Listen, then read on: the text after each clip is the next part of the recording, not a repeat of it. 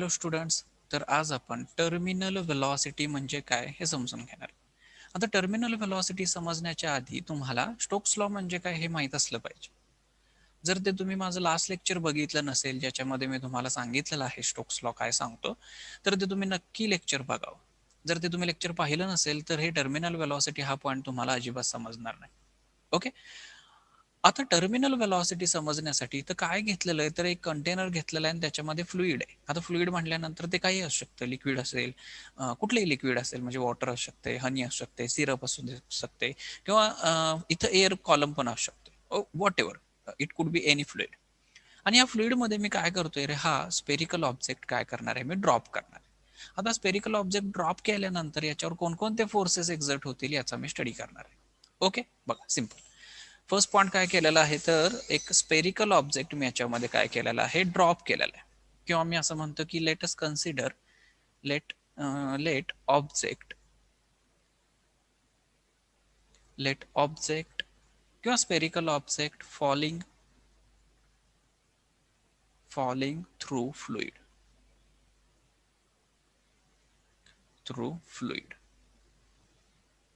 Okay. आता याच्यावर कोणकोणत्या प्रकारचे फोर्सेस एक्झर्ट होतील. पहिला तर फोर्स तुम्ही डेफिनेटली सांगू शकता, तर तो फोर्स आहे कुठला रे, gravitational force. Gravitational force gravitational force कसा असतो रे ग्रॅव्हिटेशनल फोर्स? ग्रॅव्हिटेशनल फोर्स म्हणजे काय रे, वेट ऑफ ऑब्जेक्ट. कुठल्या डायरेक्शन ऍक्ट होत असेल हा gravitational force, acting in a downward direction. म्हणजे ह्या डाऊनवर्ड डायरेक्शन जो काय फोर्स लागत असणार आहे तो असणार आहे mg, weight of that object. And acting, काय म्हणू मी इथं, acting in downward direction. Okay, acting in downward direction.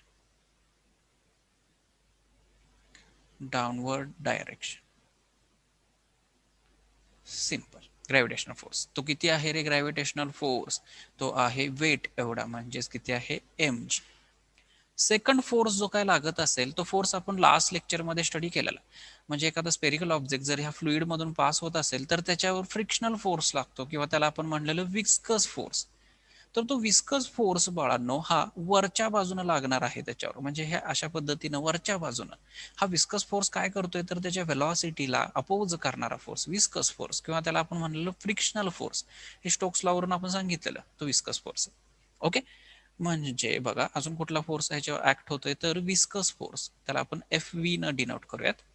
बघा, second force viscous force.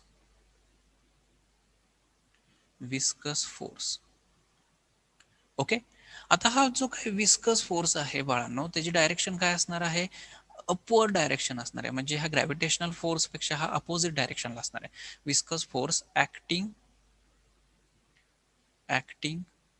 In opposite direction, किंवा ऍक्टिंग इन अपवर्ड डायरेक्शन म्हणूयात आपण, अपोजिट म्हणण्यापेक्षा. ऍक्टिंग इन अपवर्ड डायरेक्शन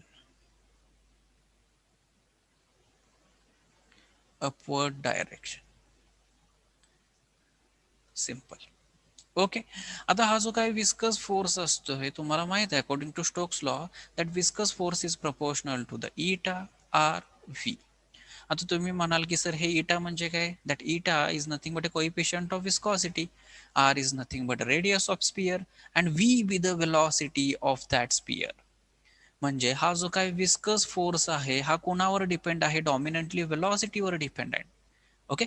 जर velocity of a object is greater, then the magnitude of viscous force is also greater, because viscous force is directly proportional to the velocity of object. Okay. मग मी असं म्हणू शकतो का की magnitude of a viscous force goes on increasing with increase in a velocity of object. का? कारण की ते एकामेकांना डायरेक्टली प्रोपोर्शनल आहेत. कुठल्या लॉनुसार, स्टोक्स लॉनुसार. Okay. Magnitude of viscous force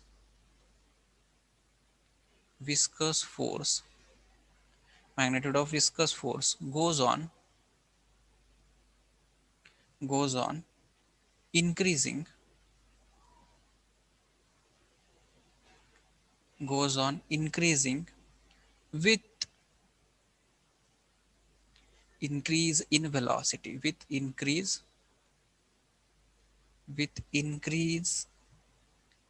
in velocity, with increase in velocity of falling object. Simple. पण मला सांगा ग्रॅव्हिटेशनल फोर्स हा वेलॉसिटीवर डिपेंड आहे का? नाही. Gravitational force is independent on velocity of object. Okay. आणि थर्ड एक फोर्स लागत असतोय, तर त्या फोर्सला म्हणतात बायॉन्सी फोर्स किंवा त्याला म्हणतात अपथ्रस्ट फोर्स. आता हा अपथ्रस्ट फोर्स म्हणजे काय? त्याचं एक्सप्लेनेशन किंवा त्याचं डेरिव्हेशन हे तुमच्या बुकमध्ये नाहीये. ओके. आणि त्यात वेळ घालवण्यात पण काय अर्थ नाहीये. जस्ट आपण कन्सिडर करूया की याच्यावर ह्या फॉलिंग ऑब्जेक्टवर अजून एक अपवर्ड डायरेक्शनला फोर्स लागतोय, तर तो फोर्स आहे कुठला रे? बायॉन्सी फोर्स किंवा अपथ्रस्ट फोर्स. बघ, third force acting on that spherical object is buoyancy force किंवा buoyant force.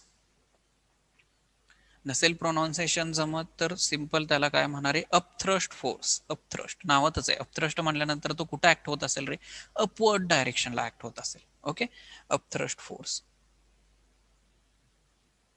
Upthrust force, upthrust force कशाने इंडिकेट करतो आपण? अपथ्रस्ट फोर्स FU न इंडिकेट करतो. And that upthrust force is acting in upward direction, acting in upward direction. Simple. Okay. तर अशा पद्धतीनं forces या स्पेरिकल ऑब्जेक्टवर एक्झर्ट होत असतात. एक तर फोर्स आहे gravitational force which is acting in downward direction, and that gravitational force is nothing but a weight of that object. दुसरा जो काय फोर्स एक्झर्ट होतोय तो आहे viscous force. This viscous force which we already discussed in Stokes law. Okay, and that viscous forces depend on a velocity of a falling object. If velocity of a falling object goes on increasing, the viscous force, the magnitude of viscous force also goes on increasing. Simple. And next and third force is the upthrust force. That upthrust force is also acting in upward direction. Okay. म्हणजे तीन पद्धतीचे forces ह्या पद्धतीने ह्या spherical ऑब्जेक्टवर exert होत असतील.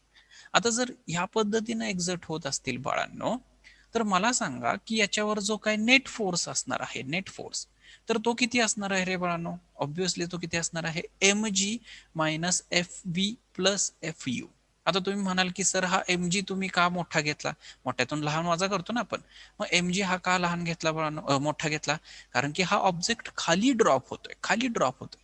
जर हा ऑब्जेक्ट खाली ड्रॉप होत असेल म्हणजे खाली येत असेल बाळांनो, तर त्याच्यावर हा ग्रॅव्हिटेशनल फोर्स हा जास्त पाहिजे ऍज कम्पेअर टू ह्या दोघांच्या बेरजेपेक्षा. बरोबर. त्याच्यामुळे मी काय म्हणतो की नेट डाऊनवर्ड फोर्स, बघा काय म्हणतोय, तर net downward force acting on object, net downward force, downward force acting on object, acting on object is equal to जो काही नेट फोर्स असणार. पण तो डाऊनवर्ड का म्हणले म्हणून? कारण की हा ग्रॅव्हिटेशनल फोर्स हा जास्त असणार आहे. म्हणजे हा ऑब्जेक्ट जर फॉल होत असेल तर ऑब्व्हियसली ग्रॅव्हिटेशनल फोर्स जास्त पाहिजे, त्याशिवाय तो फॉल होणार नाही. आणि तो किती असणार आहे बघा, तर तो असणार आहे mg minus of FV plus FU. हा mg म्हणजे काय? Gravitational force. FV म्हणजे काय रे बाळांनो? तर विस्कस फोर्स. FU म्हणजे अपथ्रस्ट फोर्स. पण मला एका प्रश्नाचं उत्तर द्या. समजा एखादी ग्राउंड लेवल आहे आणि ह्या ग्राउंड लेवलवर मी काय करतोय, एखादा ऑब्जेक्ट ड्रॉप करतोय, म्हणजे एखाद्या बिल्डिंग वरून मी काय करतोय, हा बॉल सोडतोय, खाली ड्रॉप करतोय. अशा सिच्युएशन मध्ये सांगा की ह्या ऑब्जेक्टची व्हेलॉसिटी ही वाढत जाईल का? वाढत जाईल. का? Because of acceleration due to gravity. म्हणजे ह्या फॉलिंग ऑब्जेक्टला काहीतरी ऍक्सेलरेशन असणार आहे, आणि बिकॉज ऑफ दॅट ऍक्सेलरेशन ह्या ऑब्जेक्टची व्हेलॉसिटी इन्क्रीज होत असणार आहे. जर ऑब्जेक्टची व्हेलॉसिटी इन्क्रीज होत असेल because of that acceleration due to gravity, ही टर्म पण इन्क्रीज होईल का रे बाळांनो? म्हणजे जसजशी याची व्हेलॉसिटी वाढेल, बघा जसजशी हा स्पेरिकल ऑब्जेक्टची व्हेलॉसिटी वाढेल खाली येताना, तसं तसं त्याच्यावर काय होईल बाळांनो, हा विस्कस फोर्स त्याची पण मॅग्नेट्यूड वाढत जाईल. म्हणजे वरच्या बाजूने पण त्याच्यावर काय होत जाईल? फोर्स वाढत जाईल. का? कारण की हा विस्कस फोर्स हा वेलॉसिटी डिपेंडंट असतो. बघा सिंपल. बघा मी जे काय सांगितलं मी ते नोट डाऊन करतो. Velocity of falling object increasing, velocity of falling object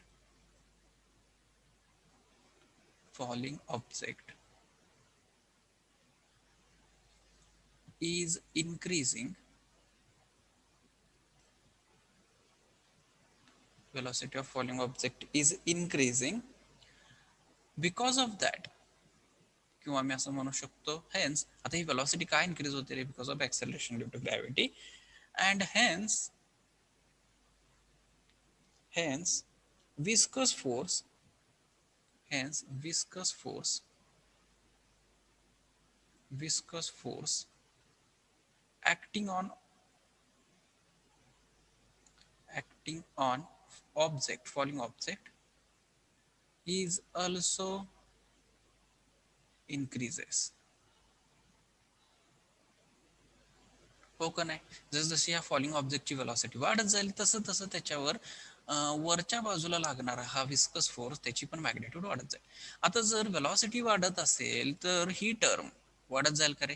मग अशी एक सिच्युएशन येईल की जिथं ही टर्म म्हणजे हे सगळंच्या सगळं बॅलन्स करेल ग्रॅव्हिटेशनल फोर्सला. बरोबर? बघा मी काय म्हणतो, ही टर्म वाढत जाणार आहे जसजशी वेलॉसिटी वाढेल. जसजशी ही टर्म वाढत जाईल त्यावेळेस अशी काहीतरी सिच्युएशन येईल की ग्रॅव्हिटेशनल फोर्स आणि ह्या दोघांची बेरीज ही इक्वल अँड अपोजिट होईल. बघा मी जस्ट नोट डाऊन करतो की gravitational force that M G is equal to F V plus F U. Okay, हे कधी होईल? ज्या वेळेस वेलॉसिटी ही खूप हायेस्ट असणार आहे, मॅक्स टू मॅक्स लेवलला असणार आहे, त्यावेळेस ही टर्म खूप जास्त होईल. आणि ही टर्म जास्त झाल्यामुळे ही ग्रॅव्हिटेशनल फोर्सला एक्झॅक्टली बॅलन्स करेल. ओके बघ, म्हणजेच याचा काय अर्थ काढता येईल रे? तर net force on falling object is zero. म्हणजे जो काय हा एफ नेट असणार आहे तो झिरो असणार आहे. सिंपल. जस्ट बघा याची मॅग्नेट्यूड इक्वल अँड अपोजिट होईल याच्यापेक्षा. आणि अशा सिच्युएशनला जो काही नेट फोर्स असणार आहे फॉलिंग ऑब्जेक्टवर तर तो असणार आहे झिरो. बघा, ज्या वेळेस त्या फॉलिंग ऑब्जेक्टचा नेट फोर्स, त्याच्यावरचा नेट फोर्स हा झिरो होतं, त्यावेळेस त्या ऑब्जेक्टला जी काही वेलॉसिटी असते, कॉन्स्टंट वेलॉसिटी असते, तर त्या कॉन्स्टंट वेलॉसिटीला म्हणतात टर्मिनल वेलॉसिटी. बघा मी काय म्हणतोय, ज्या वेळेस जो काही नेट फोर्स असणार आहे, net force on object is zero, at that time the velocity of that falling object is called as a terminal velocity. Simple concept आहे बघा. at that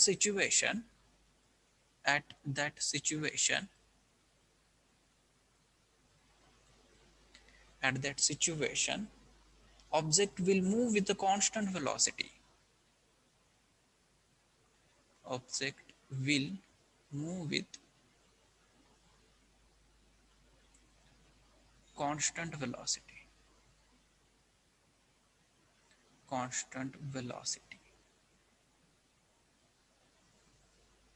And that velocity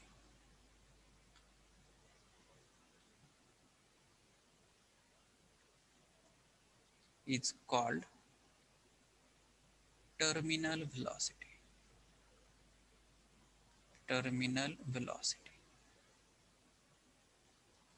simple. बघा, काय कधी म्हणायचं terminal velocity, किंवा याची alternate definition मी काय सांगू शकतो बघा, व्यवस्थित समजून घ्या. की ज्या वेळेस फॉलिंग ऑब्जेक्टवर नेट फोर्स हा झिरो होईल, अशा सिच्युएशनला त्या फॉलिंग ऑब्जेक्टची जी काही वेलॉसिटी असेल ती कॉन्स्टंट राहणार आहे, आणि त्या कॉन्स्टंट वेलॉसिटीलाच टर्मिनल वेलॉसिटी म्हणतात. बघा, कधी म्हणायचं टर्मिनल वेलॉसिटी? अल्टरनेट डेफिनेशन मी काय सांगतोय की if the net force on that falling object is zero, then the velocity of that falling object is called as a terminal velocity. Okay, म्हणजे ह्या सिच्युएशनला टर्मिनल वेलॉसिटी साठी नेट फोर्स किती असतो रे? Net force is zero. दुसरी गोष्ट मला एक सांगा की जर वेलॉसिटी कॉन्स्टंट राहत असेल तर हा जो काय एफ व्ही आहे हा पण इंडिपेंडेंट होईल का रे बाळांनो? म्हणजे हा अजून कुठल्याही गोष्टीवर डिपेंड राहणार नाही, कारण की वेलॉसिटी तर कॉन्स्टंट राहते. जर वेलॉसिटी कॉन्स्टंट राहिली तर मला सांगा F G F V and F U हे तिघच्या तिघ हे कॉन्स्टंट राहतील का मला सांगा. जर एफ व्ही हा जर व्हेलॉसिटीवर डिपेंड असेल पण व्हेलॉसिटी जर कॉन्स्टंट राहत असेल तर F V is also constant, is also constant, is also constant. Okay. बघा तीन फोर्सेस एक्झर्ट होत होते, ग्रॅव्हिटेशनल फोर्स, विस्कस फोर्स आणि बायन्सी फोर्स. बायन्सी फोर्स आणि ग्रॅव्हिटेशनल फोर्स हे कॉन्स्टंट आहेत. ओके. पण विस्कस फोर्स हा बाळांनो व्हेलॉसिटीवर डिपेंडंट असतो. पण जर व्हेलॉसिटी जर कॉन्स्टंट राहत असेल, टर्मिनल व्हेलॉसिटी जर ती कॉन्स्टंट राहत असेल तर बाळांनो हा विस्कस फोर्स पण कॉन्स्टंट असणार आहे. ओके. तर ह्या अल्टरनेट दोन डेफिनेशन पण तुम्ही सांगू शकता. जर सगळेच फोर्स हे कॉन्स्टंट असतील तर अशा सिच्युएशनला जी व्हेलॉसिटी असते त्याला टर्मिनल व्हेलॉसिटी म्हणतात. किंवा एखादा फॉलिंग ऑब्जेक्ट आणि त्या फॉलिंग ऑब्जेक्टवर जर नेट फोर्स 0 असेल तर अशा सिच्युएशनला त्या फॉलिंग ऑब्जेक्टची जी व्हेलॉसिटी असते त्या व्हेलॉसिटीला म्हणतात टर्मिनल व्हेलॉसिटी. Simple definition. आता ही टर्मिनल व्हेलॉसिटी असते किती, त्याची मॅग्निट्यूड काय असते हे जस्ट आता आपण डिराईव्ह करूया. बघा सिंपल डेरिव्हेशन आहे, काही अवघड नाही. मला सांगा टर्मिनल व्हेलॉसिटी कधी ऑब्झर्व होते, ज्यावेळेस ग्रॅव्हिटेशनल फोर्स हा एक्झॅक्टली बॅलन्स होतो एफ व्ही आणि एफ यू ला. एफ व्ही म्हणजे viscous force, F U with the upthrust force and F G with the gravitational force. आता ग्रॅव्हिटेशनल फोर्स म्हणजे मला सांगा बघू काय असतोय, तर तो वेट ऑफ ऑब्जेक्ट असतो. ओके.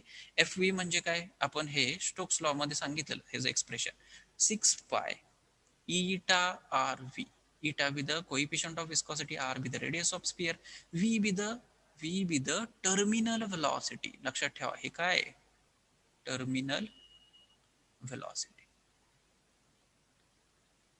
म्हणजे हे इक्वेशन हे कधी ट्रू आहे, ज्या व्हेलॉसिटी त्या फॉलिंग ऑब्जेक्टची टर्मिनल व्हेलॉसिटी असेल तरच हे इक्वेशन ट्रू आहे, नाहीतर हा एफ जी जास्त असतो ह्या दोघांपेक्षा. ओके. सिंपल. बघ आणि त्याच्यानंतर एफ यू. आता मला सांगा एम मास मी कशामध्ये कन्वर्ट करू शकतो, तर डेन्सिटी मध्ये कन्वर्ट करू शकतो. आता मला सांगा मास म्हणजे काय असतं रे, डेन्सिटी इंटू व्हॉल्यूम.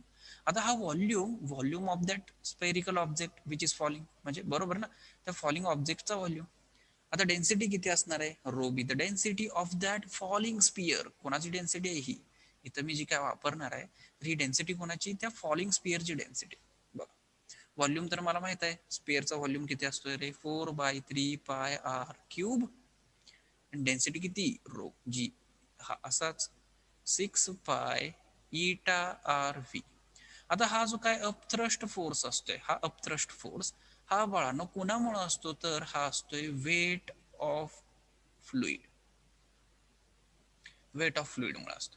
आता तुम्ही म्हणाल की कुठलं फ्लुइड, ज्या फ्लुइड मध्ये हा स्पेरिकल ऑब्जेक्ट ड्रॉप करतोय तर त्या फ्लुइडच्या वेटवर हा डिपेंड असतो अपथ्रस्ट फोर्स. ओके. आता जर वेट ऑफ फ्लुइड असेल तर वेट मी कशामध्ये एक्सप्रेस करू शकतो, एम जी मध्ये. ओके. आणि परत मी एम कशामध्ये एक्सप्रेस करू शकतो, डेन्सिटी मध्ये. बरोबर, डेन्सिटी आणि व्हॉल्यूम मध्ये. आता जो काय व्हॉल्यूम असणार आहे स्पियरचा तो असणार आहे 4/3πr³. ओके. पण लक्षात ठेवा हे वेट ऑफ फ्लुइड आहे आणि इथं weight of that falling sphere आहे. ओके. दुसरी गोष्ट, हा इंटू काय घेतो रे आपण इथं, व्हॉल्यूम इंटू डेन्सिटी. आता मी डेन्सिटी घेतो सिग्मा. मी रो हे अल्फाबेट ऑलरेडी वापरलंय कशासाठी, तर डेन्सिटी ऑफ स्पियर जे फॉल होते त्याची डेन्सिटी. मग त्याच्यामुळे मी इथं रो नाही वापरू शकत, मी जस्ट सेकंड अल्फाबेट घेतो sigma. Sigma be the density of fluid. Okay. लक्षात ठेवा. आणि इंटू जी वेटचा जी. सिंपल. आता बघा मला काय काढायचं, तर टर्मिनल व्हेलॉसिटी काढायची म्हणजे व्ही. त्याच्यामुळे मी काय करतो, हे इक्वेशन इकडे घेतो आणि सिम्प्लिफाय करतो. 6π∗r⁵ is equal to 4/3πr³ आणि काय होणार रे, रो मायनस सिग्मा जी. सिंपल. व्ही साठी हे सॉल्व्ह करा. व्ही साठी जर मला सॉल्व्ह करायचं असेल तर काय येईल बघा, 4/3πr³ rho minus sigma into g divided by, म्हणजे divided by 6π∗r⁵. Sorry v आपण इथंच ठेवलाय, 6π∗r येणार. बघा पायला पाय कॅन्सल होते का, होते. अजून काय कॅन्सल होते का बघा, आर ला हा r³ एक म्हणजे इथं r² आहे. अजून काय कॅन्सल होते का बघा, इथं 2 घेऊ शकतोय मी, इथं 3. बघा इथं किती येईल मग answer, terminal velocity is nothing but a 4 नाही येणार, 2/9 येणार. सॉरी. ओके. किती येणार बघा, 2/9 2/9 ओके आर स्क्वेअर जी rho minus sigma, rho minus sigma, simple. आणि खाली इथं इटा राहिलेला आहे, eta, eta with the coefficient of viscosity. तर हे एक एक्सप्रेशन झालं कोणासाठी रे? This is the expression for terminal velocity, terminal velocity. Okay, आता याच्यावरून तुम्ही कोएफिशियंट ऑफ विस्कॉसिटीचं पण एक्सप्रेशन काढू शकता. कसं करता येईल? जस्ट कोएफिशियंट ऑफ विस्कॉसिटी इथं घ्या, टर्मिनल व्हेलॉसिटी इथं घ्या. काय येईल बघा, eta is equal to 2/9 R square G rho minus sigma divided by V. This is the expression for coefficient of viscosity. Simple. This is the expression for coefficient of viscosity. Simple. I hope तुम्हाला आजचं lecture समजलं असेल, तुम्हाला terminal velocity म्हणजे काय हे समजलं असेल, आणि त्याचं छोटंसं एक्सप्रेशन हे कशा पद्धतीनं काढायचं हेही समजलं असेल. फक्त इथं कन्फ्युजिंग गोष्ट एवढीच आहे की रो आणि सिग्मा, एवढंच फक्त लक्षात ठेवा. Rho be the density of that falling sphere and the sigma be the density of that fluid. Okay, दोन्ही डेन्सिटीज आहेत.